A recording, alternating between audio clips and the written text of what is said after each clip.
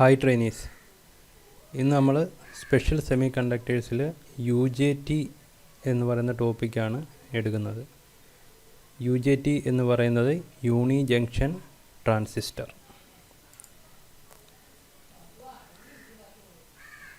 യൂണി junction transistor എന്ന് പറയുന്നത് ഒരു 3 ടെർമിനലുള്ള ഒരു ഡിവൈസാണ്.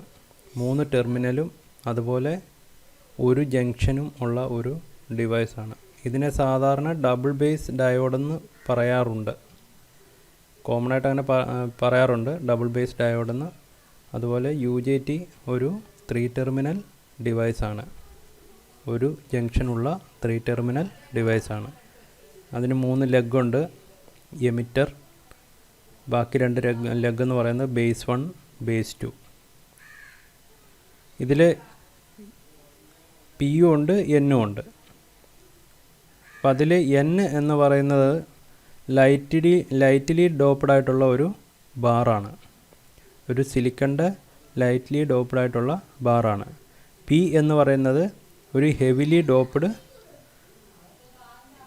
സെമി കണ്ടക്ടറാണ്. ഹെവിലി ഡോപ്ഡ് ആയിട്ടുള്ള സെമി കണ്ടക്ടറാണ് P എന്ന് പറയുന്നത്.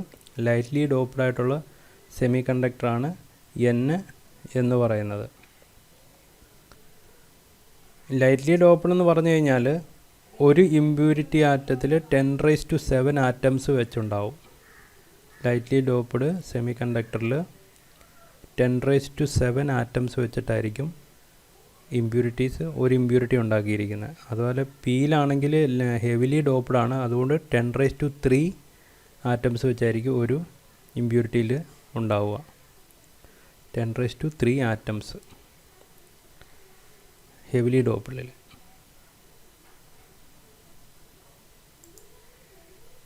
ഇവിടെ നിങ്ങൾക്ക് സിമ്പിൾ കാണാം. 2 ടൈപ്പ് UJT ഉണ്ട്, N ചാനൽ UJTയും P ചാനൽ UJTയും. N ചാനൽ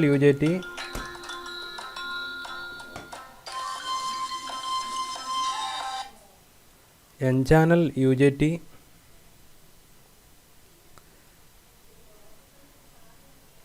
യുടെ സിമ്പിളാണ് താഴെ കൊടുത്തിരിക്കുന്നത്. Emitter base 2, base 1.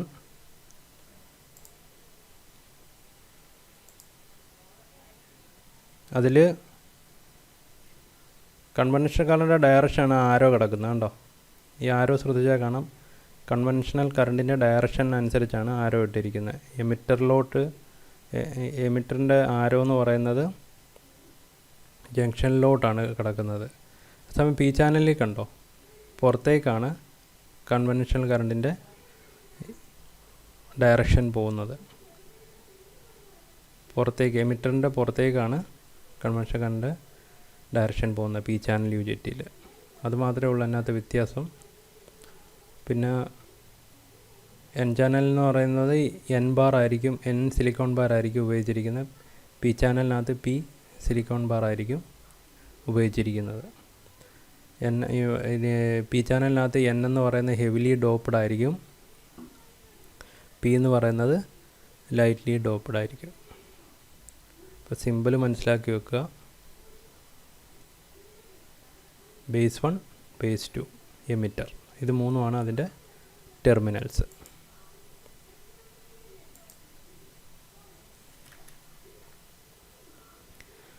ഇത് 2 ടൈപ്പിൽ നമുക്ക് UJTs കാണാൻ പറ്റും. ഒന്ന് റൈസൺ എൻക്യാപ്സുലേറ്റഡ് ടൈപ്പ്, അതായത് ഒരു പ്ലാസ്റ്റിക് കേസിൽ ഉള്ള ടൈപ്പ് UJTയും പിന്നെ ഒരു മെറ്റൽ ക്യാനിലുള്ള UJT. അങ്ങനെ 2 ടൈപ്പ് UJTs നമുക്ക് കൊമേഴ്ഷ്യലി അവൈലബിൾ ആയിട്ടുണ്ട്. അതിൽ പ്ലാസ്റ്റിക് ടൈപ്പിൻ്റെ സിമ്പിളല്ല കോൺഫിഗറേഷനാണ് ഇവിടെ കാണിച്ചിരിക്കുന്നത്. നമ്മൾ ആ ട്രാൻസിസ്റ്റർ എടുത്തിട്ട് ഇങ്ങനെ പിടിക്കുകയാണെങ്കിൽ, ഈ രീതിയിൽ പിടിക്കുകയാണെങ്കിൽ B1 എന്ന് പറയുന്ന ആദ്യത്തെ ടെർമിനൽ, നടുക്കത്തെ ടെർമിനൽ E, മൂന്നാമത്തെ terminal B2, base 1 emitter, base 2, ആ ഒരു കോൺഫിഗറേഷനിലായിരിക്കും വരിക.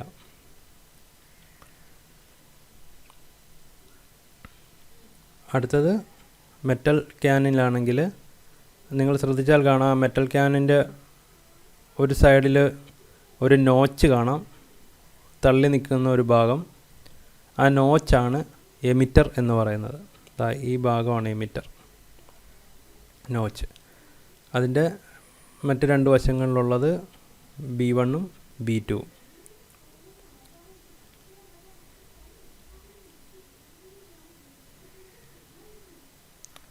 ലെഗിന് ഫേസ് ചെയ്ത് നമ്മളിപ്പം ഇത് പിടിക്കുകയാണെങ്കിൽ, ഈ മെറ്റൽ ക്യാൻ പിടിക്കുകയാണെങ്കിൽ, ലെഗിന് ഫേസ് ചെയ്ത് പിടിക്കുകയാണെങ്കിൽ നടുക്കുള്ളത് എമിറ്റർ, ലെഫ്റ്റിലുള്ളത് ബേസ് 2, റൈറ്റിലുള്ളത് ബേസ് 1.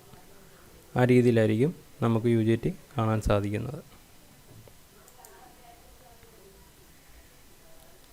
അടുത്തത് വർക്കിംഗ്. അപ്പം നമ്മൾ കൺസ്ട്രക്ഷനൊക്കെ പറഞ്ഞിരുന്നു.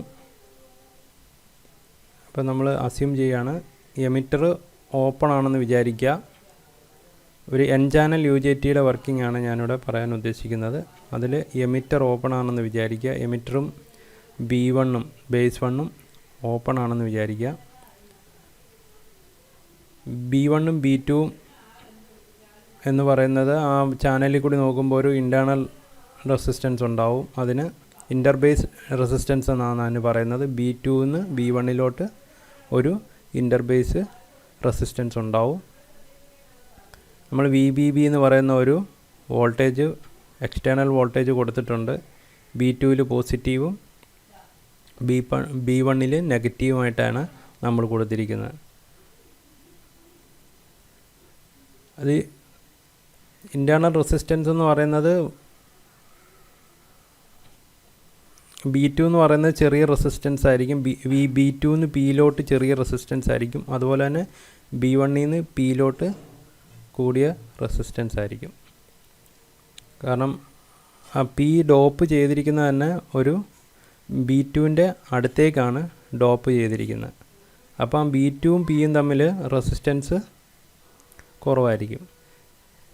B1ഉം Pയും തമ്മിൽ റെസിസ്റ്റൻസ് കൂടുതലായിരിക്കും.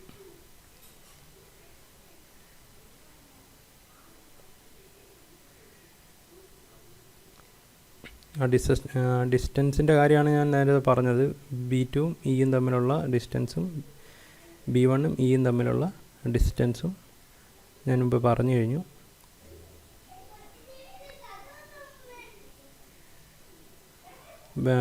നമ്മുടെ B2ലോട്ട് പോകുന്നത് പോസിറ്റീവ് വോൾട്ടേജാണ്, B1ലോട്ട് പോകുന്നത് നെഗറ്റീവ് വോൾട്ടേജാണ്. ഈ ടോട്ടൽ VBB എന്ന് പറയുന്നത്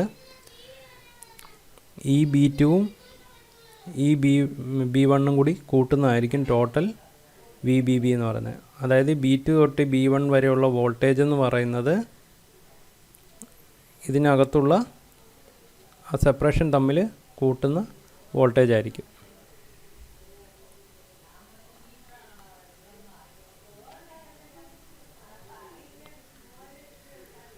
അടുത്തായിട്ട് നമ്മൾ B1നും E1നും അക്രോസായിട്ട് ഈ എമിറ്ററിനും ബേസ് 1നും അക്രോസായിട്ട് നമ്മളൊരു വോൾട്ടേജ് അപ്ലൈ ചെയ്യുകയാണ്. മറ്റേപോലെ തന്നെ Pയിൽ പോസിറ്റീവും Nൽ നെഗറ്റീവുമായിട്ട് നമ്മൾ വോൾട്ടേജ് അപ്ലൈ ചെയ്യുന്നു. ആ സമയത്ത് നമ്മൾ PN ജംഗ്ഷൻ എന്ന് പറയുന്നത് റിവേഴ്സ് ബയസിലായിരിക്കും. ഈ Pയും ENഉം റിവേഴ്സ് ബയസിലായിരിക്കും വർക്ക് ചെയ്യുക. ഇവിടെ ഒരു റിവേഴ്സ് ബയസിലായതുകൊണ്ട് തന്നെ നമ്മുടെ ഈ B2ന്ന് Pയിലേക്കൊരു ലീക്കേജ് കറണ്ട് ആയിരിക്കും ഉണ്ടാകുക. കാരണം അവിടെ ഒരു മൈനോറിറ്റി ചാർജ് കാരിയേഴ്സ് മാത്രമേ ഫ്ലോ ചെയ്യുകയുള്ളൂ. Nന്ന് Pയിലേക്ക് ഒരു മൈനോറിറ്റി ചാർജ് കാരിയറിൻ്റെ ഫ്ലോ ഉണ്ടാവും. ഇതുപോലെ ഒരു ഫ്ലോ, ലീക്കേജ് കറണ്ടിൻ്റെ ഒരു ഫ്ലോ ഉണ്ടാവും. അതായത് ഈ V1ലെ വോൾട്ടേജ് എമിറ്ററിലെ വോൾട്ടേജും തമ്മിൽ V is less than V1. അതായത് എമിറ്ററിലെ വോൾട്ടേജ് എപ്പോഴും കുറവായിരിക്കും. ആ ടൈമിൽ നമ്മൾ വോൾട്ടേജ് കൂട്ടി കൊടുക്കുന്ന അനുസരിച്ച് ആ വോൾട്ടേജ് കുറവുള്ള സമയത്താണ് എന്ത് സംഭവിക്കുക, അവിടെ ലീക്കേജ് കറണ്ട് ഫോം ചെയ്യുന്നത്. അതായത് ഈ കറണ്ട് ഫോം ചെയ്യുന്നത് വോൾട്ടേജ് കുറഞ്ഞിരിക്കുന്ന സമയത്താണ്. V1നേക്കാളും കുറവാണ് എമിറ്ററിലെ വോൾട്ടേജ് എങ്കിൽ അവിടെ ലീക്കേജ് കറണ്ട് ഇങ്ങനെ ഉണ്ടായിക്കൊണ്ടിരിക്കും. എപ്പം നമ്മൾ പിന്നെ എമിറ്ററിലെ കറണ്ട് V1-നേക്കാളും എക്സീഡ് ചെയ്യുന്നോ കൂടുന്നോ ആ ടൈമിൽ എന്താവും, ഈ PN ജംഗ്ഷൻ ഫോർവേഡ് ബയാസിലോട്ട് പോകും. എമിറ്ററിലെ വോൾട്ടേജ് V1 വോൾട്ടേജിനെക്കാട്ടിലും എപ്പോൾ കൂടുന്നോ ആ സമയത്ത് PN ജംഗ്ഷൻ ഫോർവേഡ് ബയാസിലേക്ക് മൂവ് ചെയ്യും.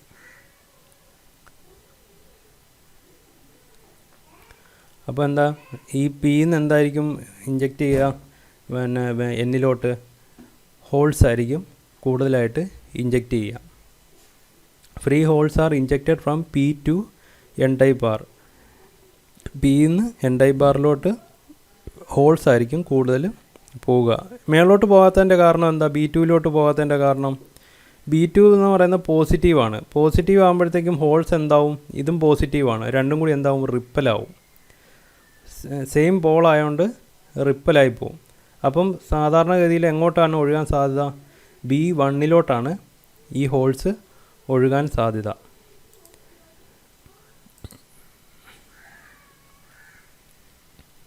ഉണ്ടോ,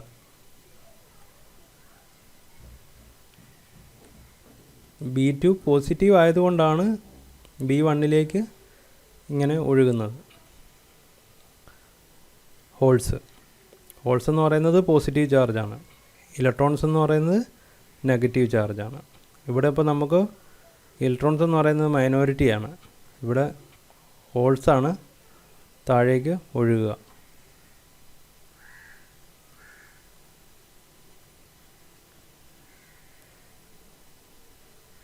നമ്മളിവിടെ എമിറ്ററിൽ പോസിറ്റീവ് വോൾട്ടേജ് അപ്ലൈ ചെയ്യുന്നതനുസരിച്ച് എന്താ സംഭവിക്കുക, ഈ B1 എന്ന് പറയുന്നതിൻ്റെ റെസിസ്റ്റൻസ് കുറയുകയാണ് ചെയ്യുന്നത്. ഈ B1 റെസിസ്റ്റൻസ് കുറയും, അതുപോലെ തന്നെ V1-ഉം കുറയും, വോൾട്ടേജും കുറയും. അപ്പോൾ എന്താ പറ്റും, എമിറ്റർ കറണ്ട് ഹൈ ആവും, ഇൻക്രീസ് ചെയ്യും.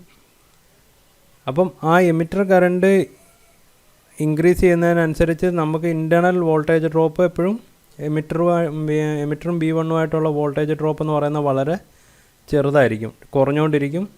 മറ്റേത് എമിറ്റർ കറണ്ട് ഇൻക്രീസ് ചെയ്തുകൊണ്ടേയിരിക്കും. അപ്പോൾ അങ്ങനെ ഇൻക്രീസ് ചെയ്യുന്ന സമയത്ത് ഒരു പർട്ടിക്കുലർ ലെവൽ എത്തി കഴിയുമ്പോഴത്തേക്കും ഇതിൻ്റെ ഈ വോൾട്ടേജിൻ്റെ ഡ്രോപ്പ് ഷാർപ്പായിട്ട് മാറും, പെട്ടെന്നങ്ങ് വോൾട്ടേജ് ഡ്രോപ്പ് ഉണ്ടാവും. അങ്ങനെ ഉണ്ടാകുന്ന ആ ഒരു പ്രോപ്പർട്ടിക്കാണ് നമ്മൾ നെഗറ്റീവ് റെസിസ്റ്റൻസ് ഓഫ് UJT എന്ന് പറയുന്നത്, negative resistance characteristics of UJT എന്ന് പറയുന്നത്. സഡനായിട്ടുള്ള ഒരു വോൾട്ടേജ് ഡ്രോപ്പ് അവിടെ ഉണ്ടാവും.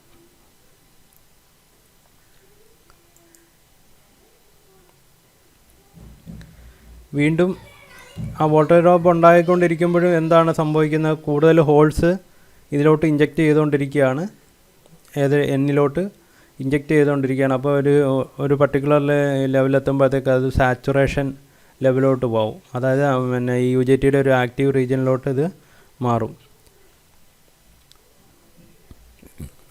ഈ സമയത്താണ് എന്ത് സംഭവിക്കുന്നത്, പിന്നെ UJT ഓൺ സ്റ്റേറ്റിലോട്ട് പോകുന്നത്. ഈ എമിറ്ററിൻ്റെ കറണ്ട് നമ്മൾ ലിമിറ്റ് ചെയ്യുന്നതെന്ന് പറഞ്ഞു കഴിഞ്ഞാൽ, എമിറ്ററിൻ്റെ ഈ പവർ സപ്ലൈ അഡ്ജസ്റ്റ് ചെയ്തിട്ടാണ് എമിറ്റർ കറണ്ട് ലിമിറ്റ് ചെയ്യുന്നത് ഈ സാച്ചുറേഷൻ ലെവലിൽ. അപ്പോൾ ആ ടൈമിൽ UJT ഓൺ ആയിരിക്കും. ഇനി നമ്മൾ തിരിച്ചു പിടിപ്പിക്കുകയാണ്, പവർ സപ്ലൈ തിരിച്ചു പിടിപ്പിക്കുകയാണ്. ഇവിടെ നെഗറ്റീവ് കൊടുക്കുന്നു, എമിറ്ററിൽ നെഗറ്റീവ് കൊടുക്കുന്നു, ബേസ് 1-ൽ പോസിറ്റീവ് കൊടുക്കുന്നു. അപ്പോൾ എന്താണ് സംഭവിക്കുന്നത്, നെഗറ്റീവ് പൾസ് കൊടുക്കുന്ന സമയത്ത് ഈ PN റീജിയൻ കട്ട് ഓഫിലോട്ട് പോകുന്നു, അതായത് UJT ഓഫ് സ്റ്റേറ്റിലോട്ട് പോകുന്നു. മനസ്സിലായോ? അപ്പോൾ ഓഫ് സ്റ്റേറ്റിലോട്ട് പോകുന്നു ആ ടൈമിൽ. അപ്പോൾ 3 സ്റ്റേറ്റ് നമ്മൾ പറഞ്ഞു, ഒന്ന് കട്ട് ഓഫ് സ്റ്റേറ്റ്, പിന്നെ ഒന്ന് നെഗറ്റീവ് റെസിസ്റ്റൻസ് വരുന്ന സ്റ്റേറ്റ്, അതായത് സാച്ചുറേഷൻ പിന്നെ സ്റ്റേറ്റ്, അങ്ങനെ 3 സ്റ്റേറ്റ്. കട്ട് ഓഫ് എന്ന് പറയുന്ന സ്റ്റേറ്റാണ് ഓഫ് സ്റ്റേറ്റിലോട്ട് പോകുന്ന സമയത്ത്. അങ്ങനെ 3 സ്റ്റേറ്റ് ഉണ്ട് UJTക്ക്, cut off, saturation, negative resistance. അപ്പോൾ അത് 3 ഇമ്പോർട്ടൻ്റ് ആണ്. അപ്പോൾ അത് വെച്ചിട്ടൊരു നമ്മൾ വി ഐ ക്യാരക്ടറിസ്റ്റിക് വരച്ചേക്കാണ്. Voltage current characteristics of U J T വരച്ചിട്ടുണ്ട്. ആദ്യം കാണുന്നത് കട്ട് ഓഫ് റീജിയനിൽ നിൽക്കുന്ന ടൈമിലുള്ളതാണ്. പിന്നീട് നെഗറ്റീവ് റെസിസ്റ്റൻസിലോട്ട് പോകുന്നു. അതൊരു പർട്ടിക്കുലർ ഒരു വാല്യൂ പോയിൻ്റ് വരെ ആ നെഗറ്റീവ് റെസിസ്റ്റൻസ് നിൽക്കും. പിന്നീട് അങ്ങോട്ട് വോൾട്ടേജ് കൂടുന്നതനുസരിച്ച് എന്തായി, ആ ഒരു യു ജെ ടി സാച്ചുറേഷൻ റീജിയനിലോട്ട് പോകും. പിന്നെ എപ്പം നമ്മൾ സപ്ലൈ വോൾട്ടേജ് തിരിച്ച് റിവേഴ്സിൽ കൊടുക്കുന്നു, അപ്പോൾ പിന്നെയും കട്ട് ഓഫിലോട്ട് പോകും. അങ്ങനെ 3 കാര്യങ്ങൾ ഇവിടെ കൊടുത്തിട്ടുണ്ട്.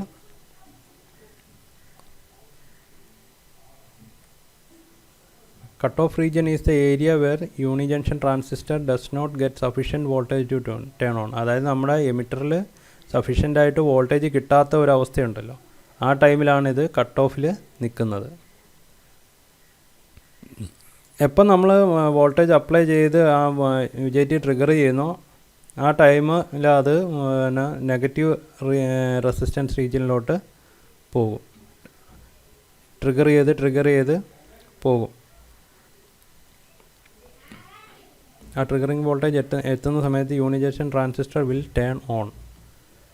After a certain time applied voltage increases to emitter lead, then reach out V peak. V peak വരെ അതങ്ങനെ പൊയ്ക്കൊണ്ടിരിക്കും നെഗറ്റീവ് റെസിസ്റ്റൻസ് എന്ന് പറയുന്നത്. പെട്ടെന്ന് അത് വോൾട്ടേജ് ഡ്രോപ്പായി പോകും. മനസ്സിലായില്ലേ? അത് എന്നിട്ട് പിന്നെ വി പീക്കിൽ നിന്ന് വാല്യൂ പോയിൻ്റ് വരെ കറണ്ട് ഇൻക്രീസ് ചെയ്ത് നെഗറ്റീവ് റെസിസ്റ്റൻസ് കാണിക്കും. പിന്നെ അടുത്തതെന്ന് പറഞ്ഞാൽ സാച്ചുറേഷനാണ്. ആ ടൈമിലെന്ന് പറഞ്ഞു കഴിഞ്ഞാൽ ട്രിഗറിങ് വോൾട്ടേജ് എക്സീഡ് ചെയ്ത് പോകുന്ന ഒരു കണ്ടീഷനാണ്. ആ ടൈമിൽ ഒരു സാച്ചുറേഷൻ പോയിൻറ്റിലോട്ട് യു ജെ ടി എത്തും. Current and voltage rises if the applied voltage to emitter terminal increases. ആ ടൈമിൽ സാച്ചുറേഷനിലോട്ട് വരും, അതായത് യു ജെ ടി ഓൺ സ്റ്റേറ്റിലോട്ട് വരും. അപ്പം U J T on state ഉണ്ട്, ഓഫ് സ്റ്റേറ്റ് ഉണ്ട്, പിന്നെ ഒരു നെഗറ്റീവ് റെസിസ്റ്റൻസ് റീജിയൻ ഉണ്ട്. അങ്ങനെ 3 റീജിയനിലാണ് യു ജെ ടി വർക്ക് ചെയ്യുന്നത്.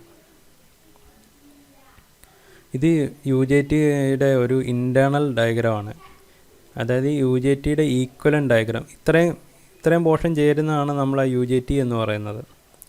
നമ്മൾ മുമ്പ് പടം വരച്ചല്ലോ, ആ പടം വരച്ചതിനകത്തെ കമ്പോണൻസ് ആണ് ഇതൊക്കെ. ഒരു ഡയോഡ് ഉണ്ടാവും, 2 റെസിസ്റ്റൻസ് ഉണ്ടാവും. ഇത്രയും വെച്ചിട്ടാണ് ഒരു യു ജെ ടിയുടെ ഒരു ഈക്വലൻ്റ് സർക്യൂട്ട് നമ്മൾ ക്രിയേറ്റ് ചെയ്യുന്നത്. ഒരു ഡയോഡും 2 റെസിസ്റ്റൻസും ഒരു വേരിയബിൾ റെസിസ്റ്ററും വെച്ചിട്ട്. അപ്പോൾ അതിനെ ആ ഇൻറ്റേർണൽ ബാറിൽ നമ്മൾ മേലോട്ട് B2 എന്ന് പറയുന്നത് RB2, താഴോട്ടുള്ളത് RB1 എന്നും പറഞ്ഞ് എടുക്കാം. Resistance in B1 resistance in B2. B1 B2 നമ്മളിവിടെ മാർക്ക് ചെയ്തിട്ടുണ്ടായിരുന്നല്ലോ കഴിഞ്ഞ പടങ്ങളിൽ. അപ്പോൾ ഇത് ഡയോഡിൻ്റെ പി എന്ന് പറയുന്നത് എമിറ്ററായിട്ട് എടുക്കുക. എൻ ചാനൽ യു ജെ ടിയുടെ കാര്യമാണ് ഈ പറയുന്നത്.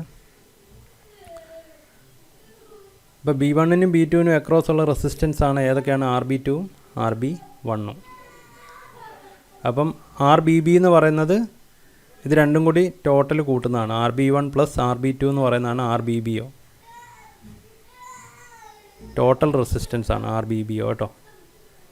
അതിൻ്റെ RBBയുടെ റേഞ്ച് എന്ന് പറയുന്നത് ഏകദേശം 4 കിലോ ഓം തൊട്ട് 10 കിലോ ഓം വരെ കാണിക്കാറുണ്ട്.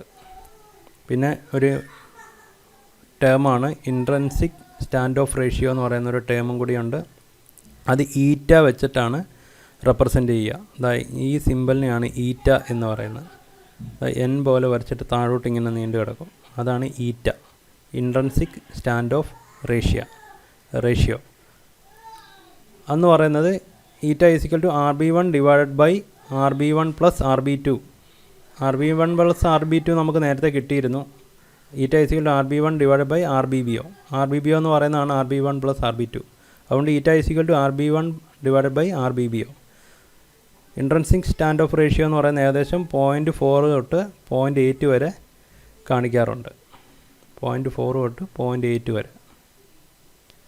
ഇതൊക്കെ ഓർത്ത് വെക്കുക, എക്സാമിന് ചിലപ്പം ഡയറക്റ്റായിട്ട് ചോദിക്കും. നിങ്ങൾക്ക് അതിൻ്റെ ഡെറിവേഷനൊന്നും ചോദിക്കത്തില്ല, ഇതുപോലുള്ള വാല്യൂസൊക്കെ ഓർത്ത് വെക്കുക. അടുത്തത് ഇതിൻ്റെ കുറച്ച് പാരാമീറ്റേഴ്സാണ്. നമ്മൾ ആ ഗ്രാഫ് കണ്ടപ്പോൾ കണ്ടിരുന്നത് പീക്ക് പോയിൻറ്റും വാലി പോയിൻറ്റും ഒക്കെ. അപ്പോൾ ആ പീക്ക് പോയിൻ്റ് എന്താണെന്നുള്ളതാണ് പറഞ്ഞിരിക്കുന്നത്. It is a emitter current at the peak point. Peak പോയിൻറ്റിലുള്ളത് എമിറ്റർ കറണ്ടാണ്. It represent the minimum current that is required to trigger the device. UJTയെ ട്രിഗർ ചെയ്യാൻ വേണ്ട മിനിമം കറണ്ടാണ് പീക്ക് പോയിൻ്റ് എന്ന് പറയുന്നത്. It is inversely proportional to the interbase voltage VBB. Inversely പ്രൊപ്പോർഷണലാണ് VBBയേക്കാളും. അടുത്തത് വാലി പോയിൻ്റ്, VV എന്ന് പറയും. വാലി പോയിൻ്റ് എന്ന് പറയുന്നത് valley point voltage is the emitter voltage at the valley point. എമിറ്ററിലുണ്ടാകുന്ന വോൾട്ടേജാണ് വാലി പോയിൻ്റ്. വാലി പോയിൻറ്റിലെ വോൾട്ടേജ് ഇൻക്രീസ് ചെയ്യുന്നതനുസരിച്ച് മറ്റേ ഇൻ്റർബേസ് വോൾട്ടേജ് ഇൻക്രീസ് ചെയ്തുകൊണ്ടിരിക്കും VBBയിൽ. അടുത്ത വാലി പോയിൻ്റ് കറണ്ടാണ്. വാലി പോയിൻ്റ് കറണ്ട് എന്ന് പറയുന്നത് emitter current at the valley point. ആ ടൈമിലുള്ള കറണ്ടാണ് വാലി പോയിൻ്റ് കറണ്ട് എന്ന് പറയുന്നത്. ഇൻ്റർബേസ് വോൾട്ടേജ് ഇൻക്രീസ് ചെയ്യുന്നതനുസരിച്ച് അതും ഇൻക്രീസ് ചെയ്യും. ഇനി UJTയുടെ കുറച്ച് ഫീച്ചേഴ്സാണ്. സ്റ്റേബിൾ ട്രിഗറിങ് വോൾട്ടേജ് ആണ്. നല്ല സ്റ്റെബിലിറ്റി ഉള്ള ഒരു ട്രിഗറിങ് വോൾട്ടേജ് ആയിരിക്കും അതിൻ്റെ ഔട്ട്പുട്ട് എന്ന് പറയുന്നത്. അതുപോലെ തന്നെ very low voltage of triggering current, low value of triggering current, very low value of triggering current, high pulse current capacity, high pulse current capability, അതായത് ഒരു ഹൈ പൾസ് വന്നാൽ പോലും അതിനെ പിടിച്ചു നിൽക്കാനുള്ള ശക്തിയുണ്ട്. നെഗറ്റീവ് റെസിസ്റ്റൻസ് ക്യാരക്ടറിസ്റ്റിക് ഉണ്ട്, നമ്മൾ പറഞ്ഞിരുന്നു. പിന്നെ ലോ കോസ്റ്റാണ്, ചിലവ് കുറഞ്ഞതാണ് UJT എന്ന് പറയുന്നത്. ചെറിയ പൈസയ്ക്ക് നമുക്ക് മേടിക്കാൻ കിട്ടും. പിന്നെ എൻ്റെ മെയിനായിട്ടുള്ള ആപ്ലിക്കേഷൻസാണ്. ഈ UJT used as A relaxation oscillator ഉണ്ടാക്കാൻ വേണ്ടി ഉപയോഗിക്കുക. അത് ഇൻഡക്ടറും കപ്പാസിറ്ററും ഒക്കെ വെച്ചിട്ട് നമ്മളൊരു ഓസിലേറ്റർ ഉണ്ടാക്കാറുണ്ട്. അതിനെയാണ് നമ്മൾ റിലാക്സേഷൻ ഓസിലേറ്റർ എന്ന് പറയുന്നത്. അതിനൊക്കെ നമ്മൾ UJT കൊടുക്കാറുണ്ട്, അത് വെച്ചുണ്ടാക്കാറുണ്ട്. പിന്നെ വോൾട്ടേജ് ഡിറ്റക്ടർ, വോൾട്ടേജ് ഉണ്ടോ ഇല്ലയോ എന്നൊക്കെ ഡിറ്റക്റ്റ് ചെയ്യുന്ന ഡിവൈസ് ഉണ്ടാക്കാൻ ഉപയോഗിക്കാറുണ്ട്. പിന്നെ UJT സ്വിച്ചിങ് ഡിവൈസിൽ ഉപയോഗിക്കാറുണ്ട്, ഓൺ ഓഫ് സ്വിച്ചുകളൊക്കെ ഉണ്ടാക്കാനായിട്ട് ഉപയോഗിക്കാറുണ്ട്. പിന്നെ SCR ട്രയാക്ക് പോലുള്ള ഡിവൈസിനെ ട്രിഗർ ചെയ്യാൻ, അതിനെ ഓണാക്കുന്നതിനും ഓഫാക്കുന്നതിനും ഒക്കെ ആയിട്ട് നമ്മൾ ആ ഡിവൈസിനെ ഓണാക്കുന്നതിനും ഓഫാക്കുന്നതിനൊക്കെ ആയിട്ട് UJT ഉപയോഗിക്കാറുണ്ട്. പിന്നെ ഫേസ് കൺട്രോൾ സർക്യൂട്ടിൽ UJT ഉപയോഗിക്കാറുണ്ട്, ടൈമിംഗ് സർക്യൂട്ടിൽ UJT ഉപയോഗിക്കാറുണ്ട്. പിന്നെ മാഗ്നറ്റിക് ഫ്ലക്സ് സെൻസേഴ്സിൽ ഉപയോഗിക്കാറുണ്ട്. വോൾട്ടേജോ അല്ലെങ്കിൽ കറണ്ട് ലിമിറ്റ് ചെയ്യുന്ന സർക്യൂട്ടുകളിലൊക്കെ നമ്മൾ UJT ഉപയോഗിക്കാറുണ്ട്. അപ്പോൾ ഇത്രയാണ് മെയിനായിട്ടുള്ള കാര്യങ്ങൾ UJTയെക്കുറിച്ച്. UJT പറഞ്ഞത് മനസ്സിലായി എന്ന് വിചാരിക്കുന്നു.